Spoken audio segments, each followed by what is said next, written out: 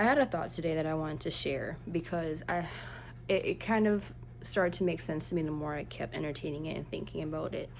And I hope for whoever this may help, that it may help you kind of release the need for this insanity that so many of us feed. Come from someone who used to feed it as well. When it comes to wanting love, right? From who we call avoidance, because that's a phenomena that's been going on forever.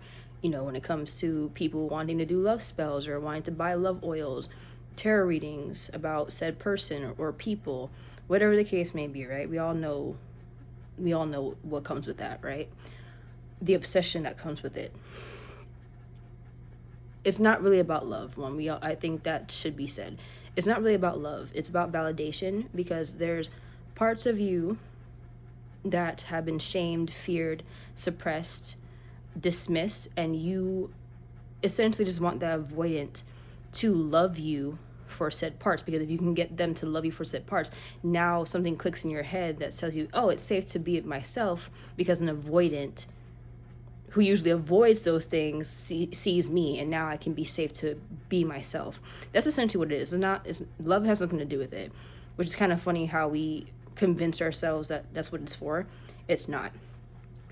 But a lot of us, what I'm noticing, a lot of us are brave enough to now talk about how our parents' love wasn't enough for us, right? Even if we have an inkling or an idea that our parents do love us to some degree, deep down we know it wasn't enough, right?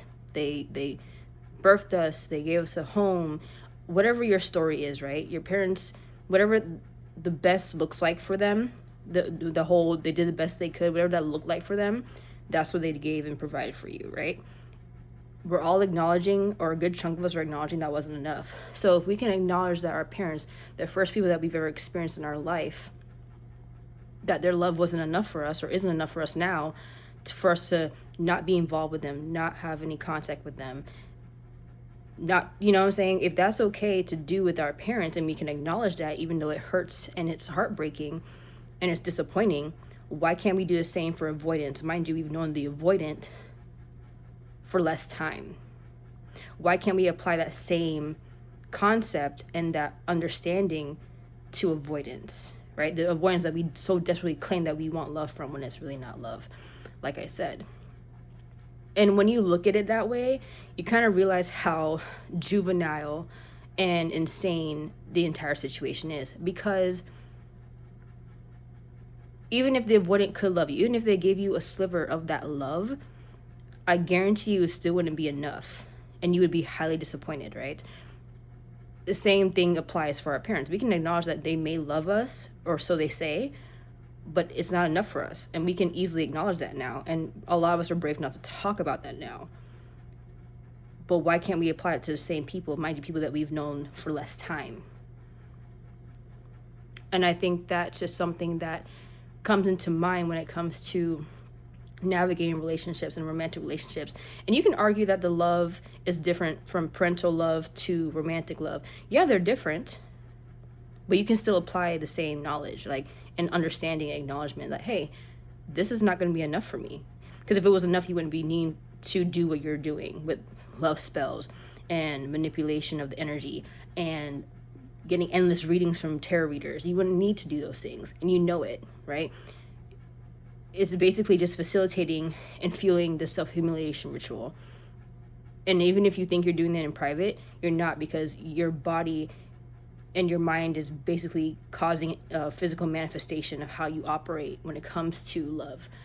So that's just my thought process on that. Like, if we can apply understanding and acknowledgement to our parents that their love isn't enough for us, I think we can do the same when it comes to people who we claim don't love us or see us, right?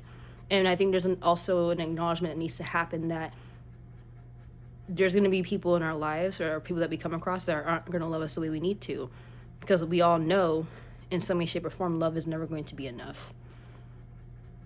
And I think that helps us to end the madness that we constantly facilitate and continuously create within ourselves and our lives, in relationships if we apply that common sense to the factor.